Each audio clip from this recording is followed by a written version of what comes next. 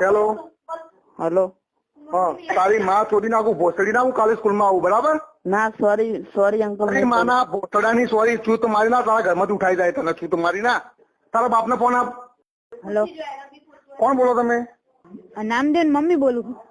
બેન તમારો છોકરો 3 દિવસથી ફોન કરે છોકરીને મારી બરાબર હા તો એ કે મમ્મી કે સોરી કહી દે કે હું કે સોરી ની આપણે ક્યાં માં છો દો સોરી ની ક્યાં માં છો દો હું કાલ આવું છું તો સ્કૂલમાં. ના ના સર એવું ન હોય.